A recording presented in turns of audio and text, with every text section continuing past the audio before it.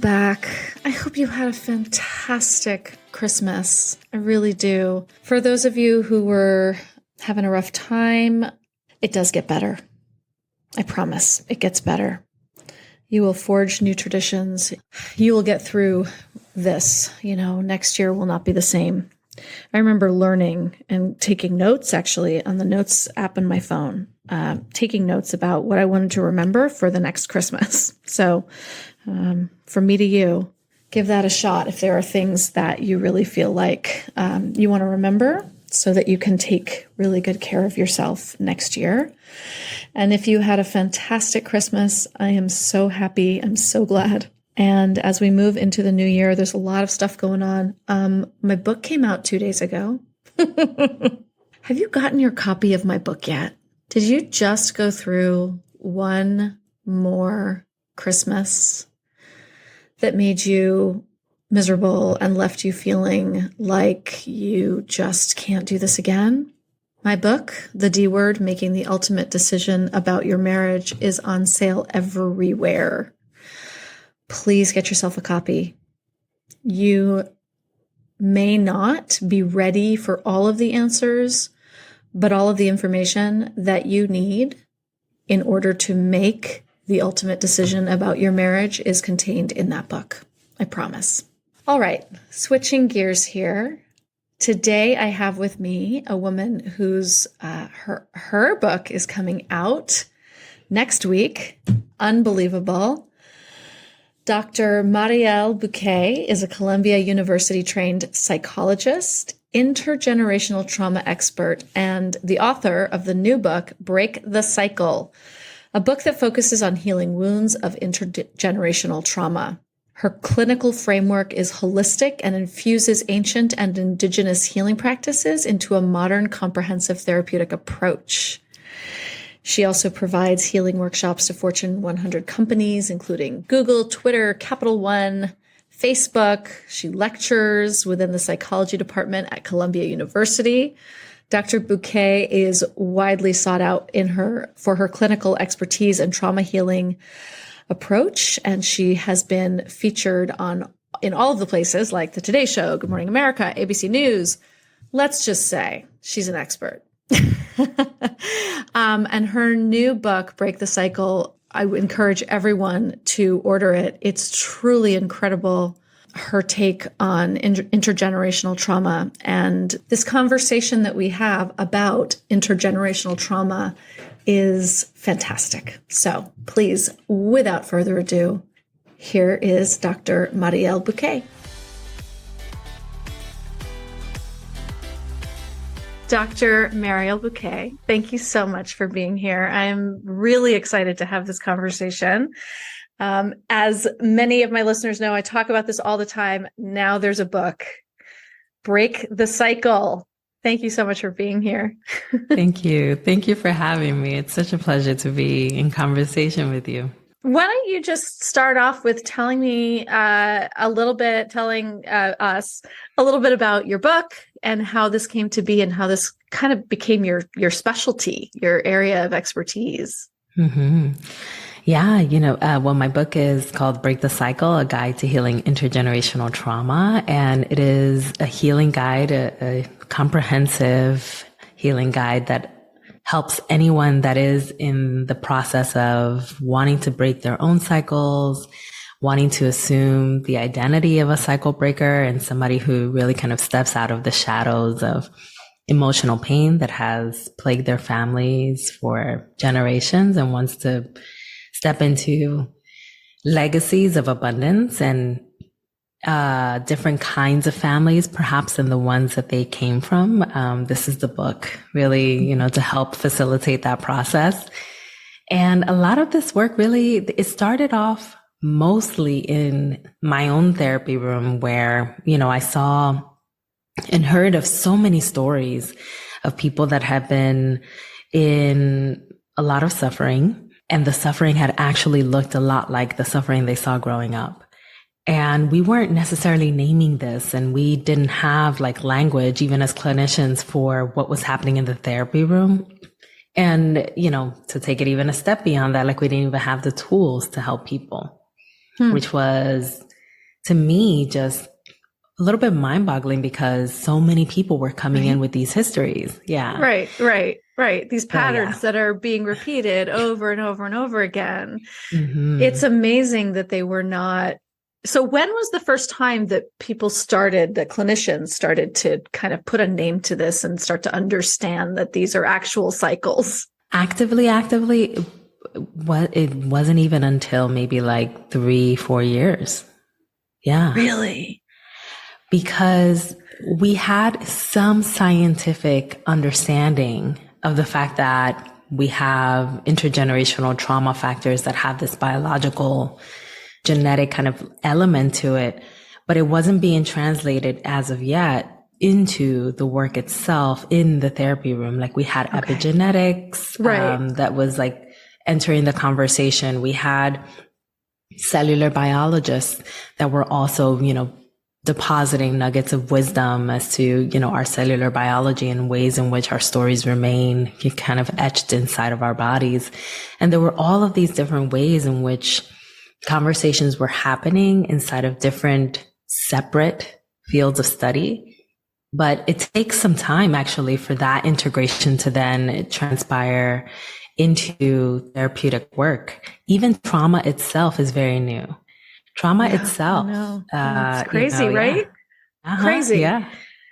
And, and I think that's sort of part of the quote legacy, right? But it is part of the cycle that, our parents weren't dealing with this at all, right? Our generation, we were kind of handed all this stuff and now we know, right? But we're doing the healing for generations who didn't have access to this. Yeah. It's just breaks my heart. It breaks my heart to have seen like my father-in-law, who was a Vietnam vet and had so much PTSD that was just unnamed, unspoken. My mom, who grew up in England during the war, getting bombed every night. The woman still can't sleep. She's 82, This is a cellular thing, right? There's like the cellular, it's in our DNA, but then it's also behavioral repetitive patterns. So how do we work with both of those aspects, or how do you work with them, break them down? Yeah, well, I can appreciate that you're bringing in both elements, because intergenerational trauma is actually the only type of trauma that is found at the intersection of our biology and our psychology. So there is that genetic element, but also just body element in which we understand that our bodies are kind of in this state of ongoing unrest. And that unrest may look like, as you mentioned, insomnia, that happens for decades. There's also the psychological element, which is a lot of the behaviors and patterns and practices that get handed down family lines because they are passed on as the norm, right? Sometimes people, may come from families where they're like, well, we're yellers. We yell at each other. And then, once everyone's done yelling and screaming their little hearts out, everybody's then calm, and then the next storm hits, right? And then they're not realizing that these are cycles, not realizing that there are patterns that reflect what we call abuse within that, and that those cycles are being recycled because no one's calling it out and saying, hey, actually, that's a manipulative strategy, and it's something that is unhealthy and just a way of you trying to get a result out of me, when in reality, you can just tell me, I would like for you to do such and such. Is that possible? It's a different avenue, right? But we haven't explored that, because what we saw growing up was a manipulative strategy. We saw that it worked. And so we, in essence, subconsciously absorbed those behaviors. So there's both and, biological and psychological implicated there. And so when we work with intergenerational trauma, it has to be from both ends. And it really takes something, right, to be triggered and then have the wherewithal to say, oh, I'm triggered. It would help me if you would do X, right? If we could change this behavioral pattern, this cycle, right? Like it takes something to be able to stand outside of the trigger, the trauma, and name it and then make a request for something that would help soothe it or heal it. Right. Mm-hmm. Yeah. And that takes years of therapy, right? Like years It of work. does. Yeah. And it also can be something that we do more intentionally and sometimes even quicker than years. Because the reason why it takes years is because therapy goes a little something like this. Tell me what brings you in today. The person starts their story, right? And then we get literally through a number of things before we even get to the root. Mm-hmm. We go through session after session after session until finally there's a peak and there's an aha moment. And sometimes that does come years later. When if we are more trained to ask the right questions, there's a likely chance that we'll get to the root a lot sooner and allow that person to then start working more intentionally on that root cause so that they can cut the trauma at the root and it won't grow more leaves, more, more unhealthy patterns. Like all of that will be, for the most part, dissolved. So what kinds of questions I don't know if it's individual or like it's case by case basis, obviously, but are there some more specific questions that you ask that gets to that quicker? I'll take us through, for example, which I'm sure that many that are listening are familiar. I know that you are. The adverse childhood experiences as an example, right? Mm-hmm. We have 10 questions that help us to understand 10 different elements of childhood adversity, some being, a parental figure that's been incarcerated, perhaps a tumultuous divorce, maybe, the experience of abandonment, particularly by a caregiver, and a number of other categories.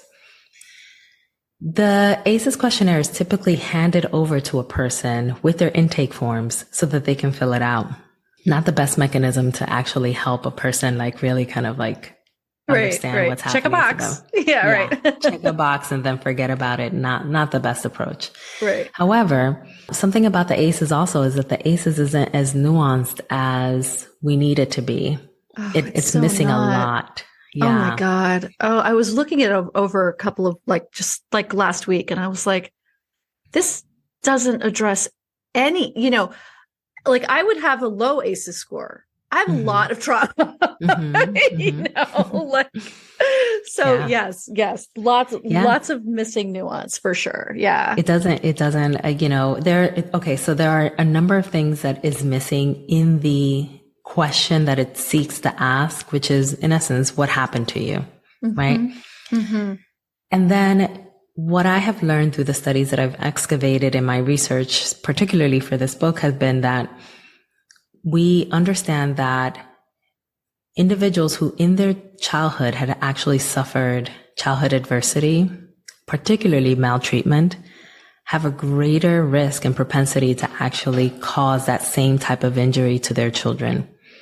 So if we understand that through the generations, there is this higher risk and higher propensity, then why are we not also identifying what happened to the people that came before us, our parents, our grandparents, our great-grandparents? And so I started integrating questions into the ACEs. I developed this intergenerational ACEs quiz, questionnaire, whatever you may call it, that helped us to organize the information that we were then excavating to be more intergenerational. Oh, awesome. But in addition to that, there's still more. But wait, there's more. There's more. We don't live inside of a vacuum. We live in an entire society that has a number of different ways in which it can actually perpetuate trauma into our families and into our homes and our lives, our hearts. And so it became really important for me to also assess for what was happening around that person. An example that all of us can relate to is this person suffered through a pandemic. Mm-hmm. Another example could be this person was also, someone that suffered through the wildfires in California, right, and they lost their home. and they suffered, economic impoverishment as a result because of, just poor insurance, and they weren't able to really kind of restructure their lives or their home lives, right? And all of a sudden we have things that happened around them, things that happened as they were living in this world that weren't necessarily a perpetuation that happened from an individual, but they were natural disasters. They were, environmental situations, things that happened that also caused the trauma. And so it became really important for me to, as I was trying to gather the data with each individual that I was working with around what happened, that the question became what happened through the generations. Because the question of what happened to you and only within these 10 constructs didn't really help me with the people that I was working with that were like, well, that's not even what I came in for. That's in what my hurt isn't even listed here. So I don't even feel seen by this document. Mm-hmm. Yes. Yes. I love that. I love that you created one.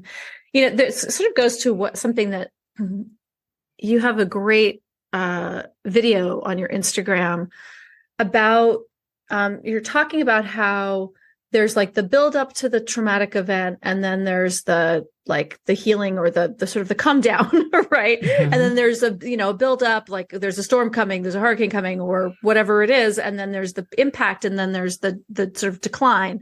Mm-hmm. But we are currently living through so much that is perpetual. There is no end to the climate crisis except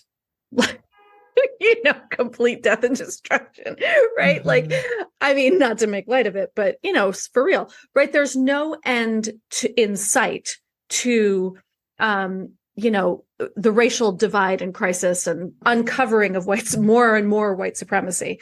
Right? There's no end to these things. And so how does intergenerational trauma, first of all, play into that? How we're passing this down to our kids, right? Mm-hmm. I have an 18-year-old who's living through all of this, right? So how does this sort of perpetual trauma, how do we work with that? We don't heal that. Mm-hmm. We're just living with it, right? Yes and no. So but it's such a solid question. And it's actually the first time that I've been asked this question, but it isn't the first time I think about it, because I learned through some scholars who had actually been very opposed to ideas about growing out of trauma, because they were talking about ways in which sometimes trauma is just so present that there's no growth out of it. The thing about trauma, right, is that, or a traumatic response, is that we're talking about the kinds of responses that are so heavy, sometimes debilitating, that they impact areas of our lives. For some of us, they impact our relationships. For some of us, it impacts our work life and our capacity to focus. For some of us, it impacts, how we parent, and so forth and so on. There are different areas of our lives that suffer as a result. We can be in a world that is still very much on fire and not be on fire ourselves, even if we are suffering from the fires that the world is continuing to, throw gasoline at. And so that's the general premise of what I hope people can gather from my work, is that even when we come from long lines of pain, and while we're still seeing pain happening around us, and especially being more globalized and more visual for us, that there is opportunity for us to also continue to work within ourselves to embody the world in a way where it doesn't bring us so down that we plummet into deep depressions, which is a lot of what is happening right now for a lot of individuals, which is why we're suffering a global mental health crisis, where people are like, what is the point?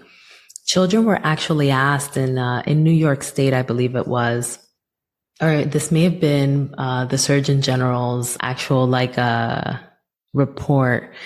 They did a study, and within the study, they actually asked open-ended questions to children, adolescents specifically, about why they believe that they were in essence like experiencing so much of a mental health decline. And some of them talked about the hopelessness that they feel about the world that they exist in. And some of that was tied to climate change. The thing about that is that we're talking about an emotion, right? The world is still doing what the world is going to do, but the emotion is, or the emotional experience is hopelessness.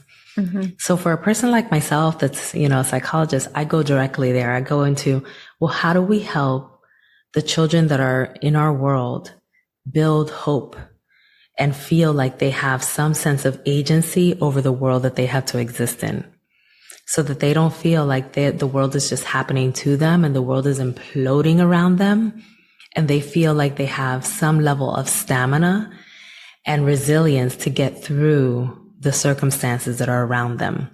So that's why, the work can be like directed in that direction, so that even while we understand that, things are happening, that we can still survive them. I like the idea that we can teach our kids and ourselves that when things feel like they're out of our control, that we actually do have some agency, and that we can find the places to have agency. I mean, I just sort of think about, obviously, for my audience in divorce, their kids often feel completely out of control. They have no agency. They have no say in anything that's happening. They feel like the divorce is happening to them, right? But what ways can we find to give them a little bit of agency, right? They get to maybe decorate their new room. They get to, if they're old enough and it's appropriate, go and do some house hunting with the parent who's going to be moving, right? Like I like to encourage people to give their kids some piece of agency in this for this exact reason. So yes. Thank you for validating that. Yes, I love that you do that. That's so essential. It's essential also for kids to just feel like they have a voice and a say, and that's just really fundamental to our human need, that we can feel seen and heard by the people around us, and especially by the people that love us. Yes, yes. I do that with my clients for holiday traditions too, right? We're forging new holiday traditions, and people get so stressed out about, like, I've got to create these new traditions for my kids. And I said, well, why don't you create them with your kids? What do they want? They could want something completely random and like crazy and wacky and like, how fun, right? To give them the say in that. Yeah. I love that. And now for a quick word from our sponsor. The all-new, fully revised Should I Stay or Should I Go? After 3 years of this program existing in the world and changing women's lives, I decided to give it a full makeover. The all-new version has all new videos, a podcast-like audio stream if you want to take the work on the go, and completely updated resources for deepening your learning. The program consists of 6 core modules. The first of which is Who Are You? This is the section in which you dig deeply into your own personal development and get in touch with your inner guide, slay your inner critics, mine for values, and learn how to set healthy boundaries. The second module is How You Learn to Love, and helps you understand your attachment style, love languages, and how to properly love and care for the most important person in all of this, yourself. Module 3 is called Why Are Women So Exhausted? And breaks down some of the issues around toxic masculinity and male entitlement, the myth of being a stay-at-home mom, and answers the question, he's fine. Why can't I just be happy? Module 4 is all about understanding abuse and includes videos on trauma bonds, understanding the cycles of abuse, particularly how they play out in your own relationship, and addresses addiction, infidelity, and mental illness. Module 5 is all about healing and moving forward and includes videos about therapy, couples therapy, healing from betrayal, emotional regulation, and grief. This section also includes my 90-minute workshop, Tackling Codependence, as well as my signature relationship inventory that will help you gain complete clarity on all the parts of your marriage and figure out what's his and what's yours. And Module 6 answers the question, is the grass really greener on the other side? With in-depth videos on dating, cultural and religious isolation, and what happens if you end up alone forever. Spoiler, you probably won't. Whether you decide to stay or go, this program will set you up for a lifetime of clarity and fulfillment. And if you've already decided to go, the program will help you unpack all that's happened and help you heal so that you can move forward without repeating the same mistakes that got you here in the first place. This program is priced super low at just $697. And if you use the code PODCAST, when you check out, you'll get $50 off the full price. What are you waiting for? You have been agonizing with this decision for long enough. It's time to finally know. Should you stay or should you go? And now back to our episode. Family trauma and the intergenerational trauma contributes to our intimate relationships and who we choose as a partner, how we are making these choices. And these are the cycles that I talk about all the time, right? Like we are repeating the same relationship patterns over and over again because there's a blueprint. We were given a blueprint, right? So can you talk a little bit from the psychologist standpoint about how family trauma contributes to these choices and the intimate relationship dynamics? Absolutely. There is this thing, a phenomenon, an experience called repetition compulsion. Mm-hmm. And what it is basically that we tend to repeat what feels familiar and feels kind of strangely comforting, even if it is actually not good for us. It is why we go right back into situations with intimate partners that we understand are likely not to work out, but we just need to be in that place of comfort. It's also why it's really hard for some people to extract themselves from relationships. Mm-hmm, They feel like the relationship is comforting because it feels like home, and home was a place that embodied a lot of relational chaos. Right. So they know no other way. And they also feel like if they are left without this relationship, they're left without a home. It can become very existential. And so it's part of the subconscious reason why we go back into relationships or go into relationships that fit a certain pattern, because we start getting all those fuzzy feelings around these people because they feel like the people that we love back home. Mm-hmm. And it is why it's so incredibly important and why I can appreciate conversations like this that actually give an opening to an understanding around cycles of abuse, ways in which unhealthy patterns, what they look like and how they can burgeon inside of our relationships, the ways that they can become a part of just the general way that people interact with each other in our homes. It's important for us to have these dialogues because when we're not aware of it, we're not going to be able to actually fix it. Mm-hmm. I always say we cannot heal what we cannot see. Yeah. If it's invisible to us because it's so much of the norm that it just feels like status quo, it's not going to be something that we're going to be able to extract, actually seek to understand, see within ourselves. All of this requires an analysis, right? But you're not going to analyze anything that you can't see or that you don't feel like needs, to be released or done away with. We have to first acknowledge something's up, that something is causing disruption in my life. The disruption is making its way into my relationship. It is destroying myself. It's destroying my family. Mm-hmm.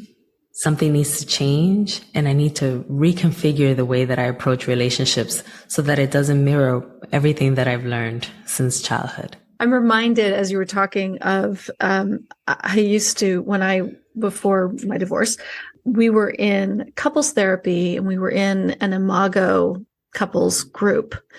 And we also did individual Imago, couples work, but we were also in a group. And the leaders of the group would say, individual therapy kills marriages. Like imago is the only way to save a marriage, and that individual therapy kills a marriage. And I'm, as you were talking, I was thinking, in a sense, like, yes, healing my personal trauma from my childhood and that imprinting right now makes the relationship feel completely like it doesn't fit anymore. Right. And that's actually a good thing. Right. If I'm healing my trauma, and now this thing that I thought I recognized as comfort, I have seen and identified as trauma or abuse. Yes, I'm now going to move away from that relationship. Right. Absolutely. And thank God. Right. Yeah. Bad relationships thrive off of lack of awareness. Don't they though?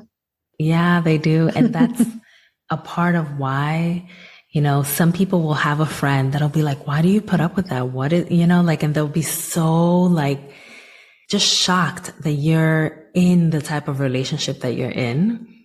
And for you, it just, you just can't see it the way that they do. There's this disparate way of seeing it because you don't carry the awareness around how it's impacting you. Right. So when you get into that therapeutic alliance with your therapist and you start forming new ways of looking at your life and looking at what can form peace for you, and that person no longer fits that frame because they never really did.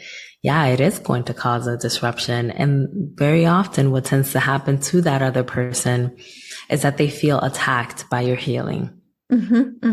Absolutely. And this is why they avoid going to therapy with you or on their own, right? They don't want the curtain pulled back because it removes their power and control over you.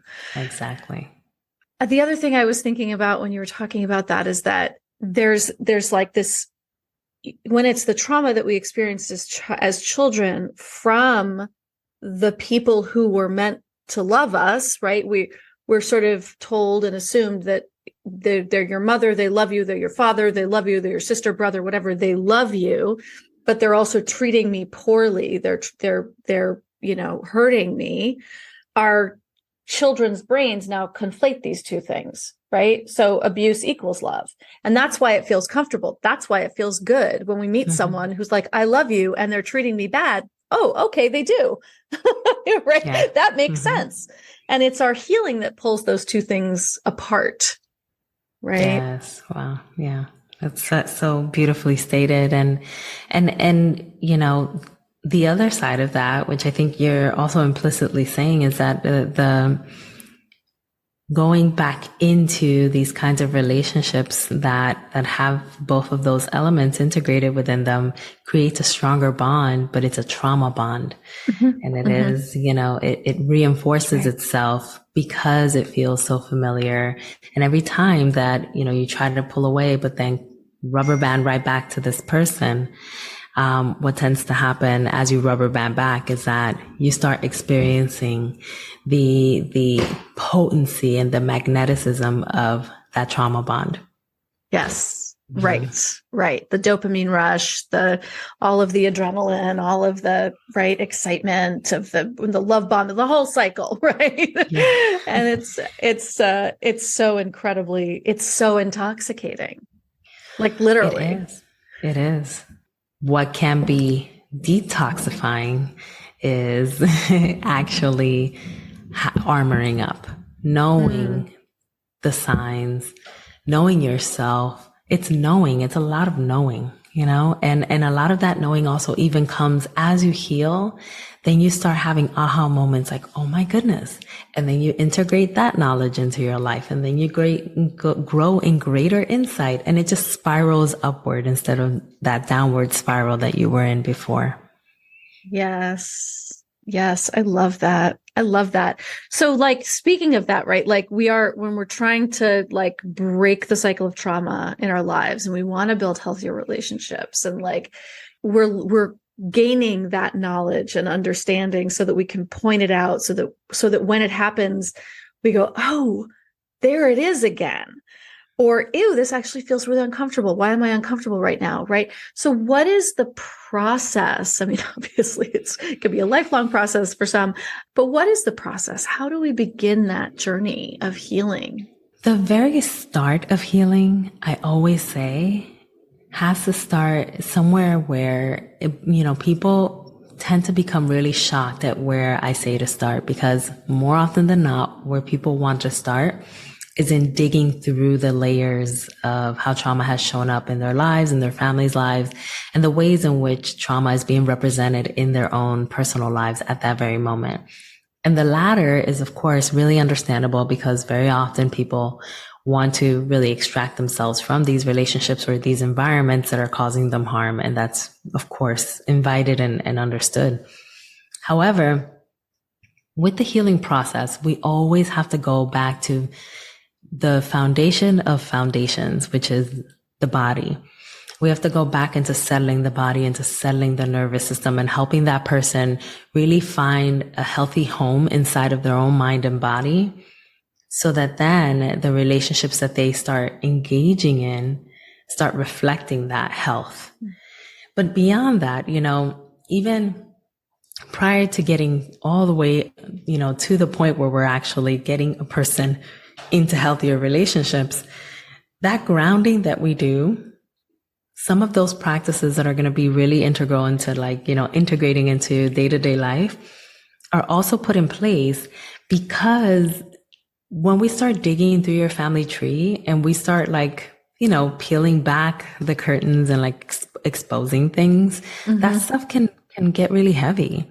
Yeah. And if you don't have some sort of a system in place to actually help you then regulate, then enter a state of relaxation within your nervous system after it's been kind of a little bit fired up from the information that you're uncovering, if we don't have that system in place, it's going to be a really, really hard, heavy, grief-stricken to the umpteenth degree type of journey that you may actually abandon prematurely, because you'll say, this feels horrible. I don't want this. It's too much.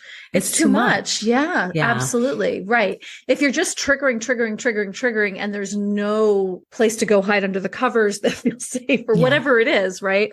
And so you're talking really about somatic work, right? You're talking about, because as we know, trauma lives in our bodies, not our brains, right?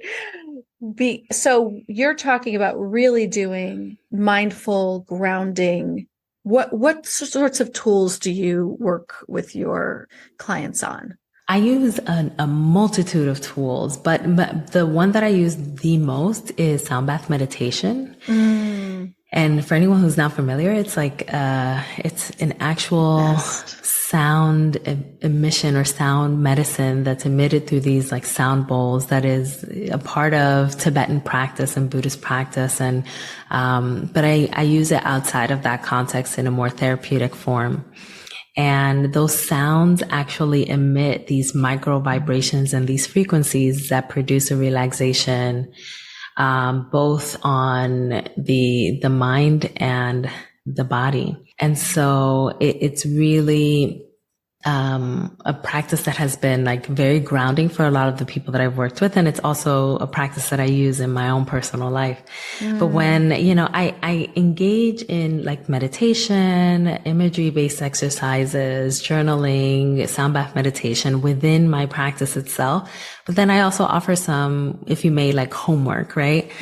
For people to also integrate into their day-to-day lives and do deep breathing, do humming, which actually helps to stimulate the ventral vagal nerve, which is implicated in helping us to feel, more relaxed.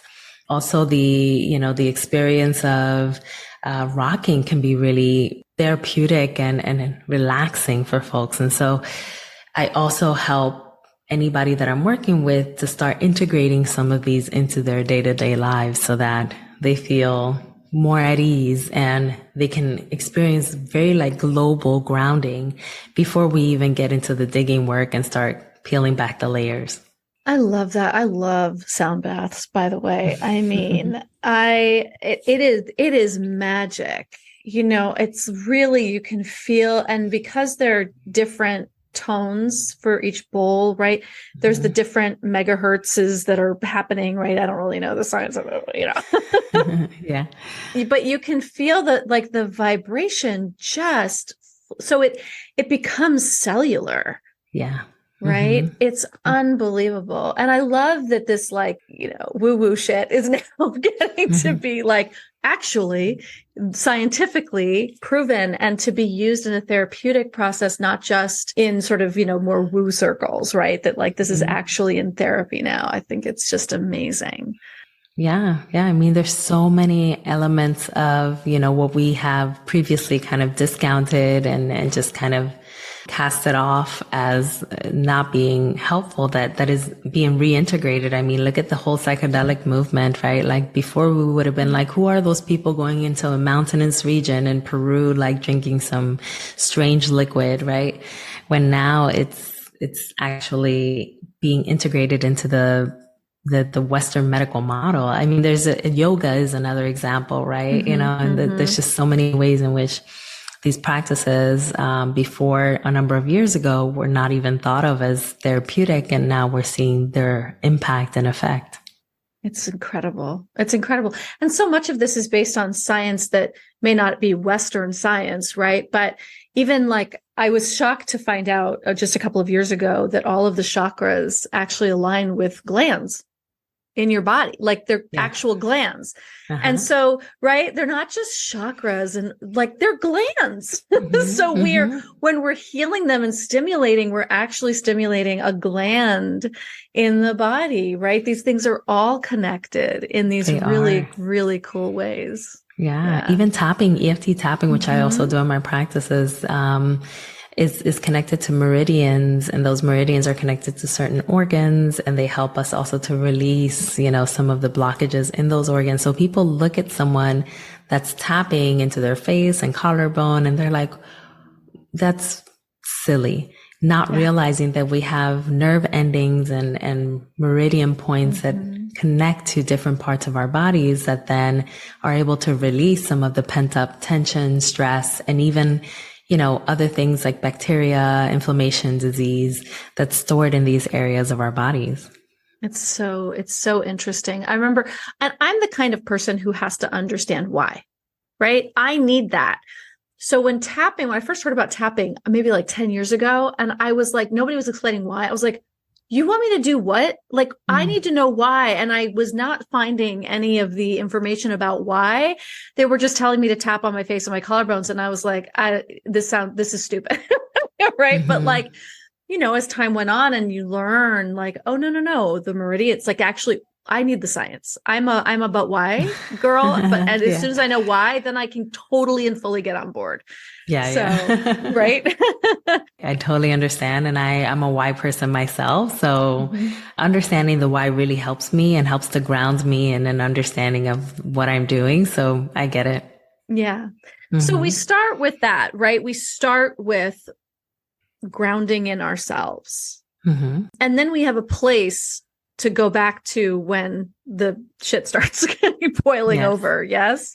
Yes. Right. So then we can open up some of those doors into the intergenerational trauma or personal trauma, whatever the trauma is. Yes. Yes. Yeah. And then, we get into the phase that we in essence call, like, integration, right? So it's like all the things that we've learned, both how we regulate and all the patterns that have been there, we start integrating that into our lives. So as an example, a mom who would have maybe traditionally, like, yelled at their kid whenever, their kid would be asking for, like, just one toy whenever they went, over to a store. And she would, because her entire body would just upsurge, and she would have all this tension build up whenever they would say that, and just kind of like lash out. And that was their nervous system response. Instead, we would actually talk through alternatives. So she would already have pre-programmed alternatives of how to respond, but also work with her nervous system to learn how to regulate in those moments so that she can buy herself 2 to 3 seconds of response time. And it allows her an opportunity to be reflective about what to say next that can actually help her to have a connection, a bonding connection to her child rather than one that disconnects them. So that's the integration work. It just like kind of like is nuanced in that way, depending on the needs of the person and the people in their lives. But it starts forming in that direction. Yeah. And in that way, you know, like they're doing something different than what their mother may have done. Right. And then they're breaking the cycle, right? That's it. Because, and when you are grounded within yourself, right? Like that 2 to 3 second lead time, right? You're able to notice what's happening in your body as opposed to it just sort of taking over, right? It's that lag time of being able to be objective about what's happening. Yes. Right. Yes. And observe.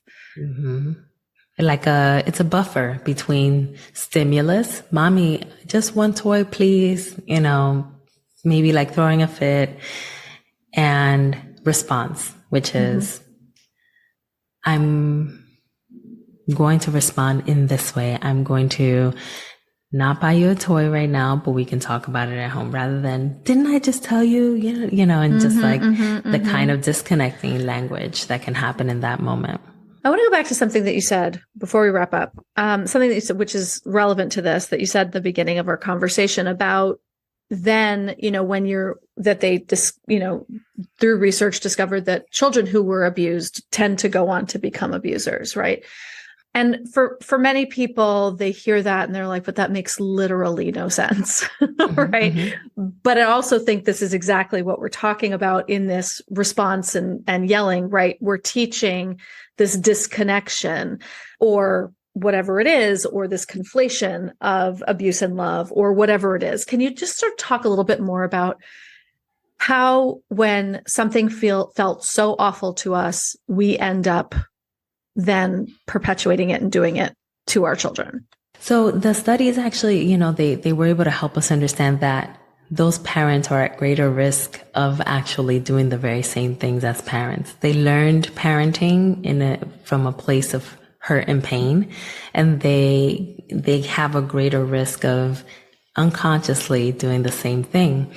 Although some parents, by way of intuition, they're like, I will never do this to my child. And they actually act opposite. But, you know, the ways that this happens is because, one, the invisibilizing nature of like normalization of these kinds of patterns. Like one example is like, you know, the normalization, especially in our generation and generations prior, where we would normalize like hitting kids pretty aggressively. Oh my God, for their right? behaviors in ways that were kind of barbaric. Oh my God. I mean, yeah, 70s kid here. Like, yeah, sure. Like we all have those scars, right? And so it's like parents then they were just kind of doing the parenting that they were taught. They didn't really understand in the ways that our generation now understands. This can actually leave long-standing wounds that then make this person incredibly tender for the rest of their lives, that they become people inside of their relationships that don't really ever feel safe, and that it also leads them to potentially normalize this behavior and perpetuate it onto their children. And all of that happens because there isn't a consciousness. There isn't a collective conscious, meaning that all of us agree on this planet, we do not hit kids, right? Like we all agree, we don't whip out belts and incite terror and take, you know, hangers or whatever we may find and like instill this like corporal punishment that is deeply wounding to a child. We collectively, our collective conscious says we don't do that. And then individually within our families, we can say that's not a thing. But we wouldn't have that ability if collectively we say, no, it's okay to hit kids, because we wouldn't know to step out of that mind frame to say, this is not okay. The same goes for our families. If that's what we saw growing up, that's literally ingrained in our understanding of how we are to change a child's behavior. It's not by asking them to do things differently. It's by forcing them to do so through corporal punishment. So when we step out and break cycles, we have to go into those wounds and have an understanding of like, okay, well, how was this message passed on? And what is the alternate message that you can leave as a legacy? It's so beautifully said. It's just so beautifully said. This morning was listening to NPR. They were doing a story about juvenile detention centers in, was it Tennessee? It was the guy who runs the place that they're trying to get out who, longs for the old days when he could lock them up in solitary and whip them and they didn't do anything bad. It's like, we've come so far. Thank God, right? There's so many ways in which we have not, but this is one area that we have come so far in understanding trauma. And I'm so excited for your book. Can you tell our audience where they can find your book, where they can find you, and all the amazing goodness that you have to offer? Thank you. Yes, my book can be found anywhere books are sold, and also on my website, which is drmarielbuque.com. And there I also have, I'm mostly on LinkedIn these days. So my LinkedIn is linked there. And anything that I may be coming up with can be found there as well. Wonderful. Thank you so much for being here. It was such a great conversation. And I know it's going to be really enlightening to my audience. And I wish you the absolute best with the launch of this book. Thank you so much. I wish you all the same. Thanks for tuning in to another episode of the Divorce Survival Guide podcast. If you like what you hear, head on over to Apple Podcasts or wherever you listen in and leave